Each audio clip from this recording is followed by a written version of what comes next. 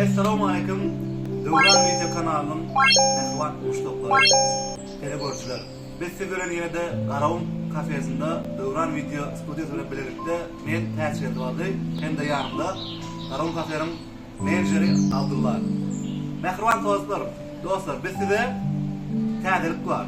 Yani 14 fevral günü, Söygüller günü. Biz Aydın Sabı Deyincaş konserine sizi ahli canlı tomoş etmeye çağırıyoruz ve boyun açmaya çağırıyoruz. Mehriban dostlar, bizim 14 fevral günü konsertimizde meşgul aydınçıyımız, tanıymaz sizin hemmeniz bilyarınız. Haydi ortalar gelen yansın, ortalar gelen yansın, ortalar gelen yansın.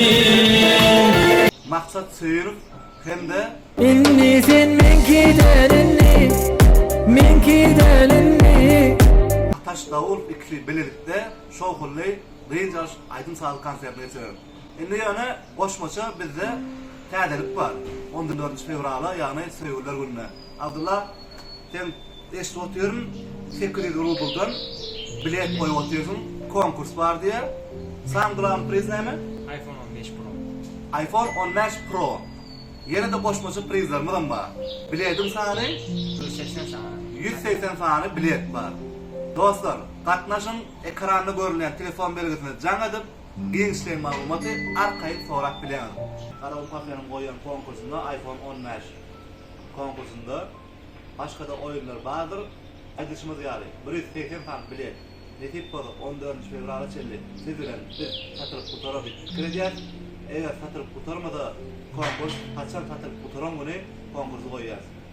Biz olsa sizi 14 fevral günü saat 19:00'da geçirecek Aydın Sabı Deyincaş konsertimizde hem beceri kucak açıp karşılayın. Ondan hemen adres bilmeyen olsanız ekranda görünen adresi biz size karışacağız. Mehriban dostlar, giriş bu sefer bari yok numara koy. Ondan hemen dostlarım, bizde siz için ekskluzif tədirlik var. Tədirlikte yani Söygüller gününe her kim öz söygü söyler. Bizim kapıyımızdan girse el tutuşup bile.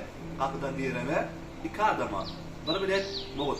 Qaravun kafesinde olsa 10% Söygüller gününe Söygüllere skidka vardır 10%. Yani Söygülün bilen bir stolda otursam 10% skidka da vardır.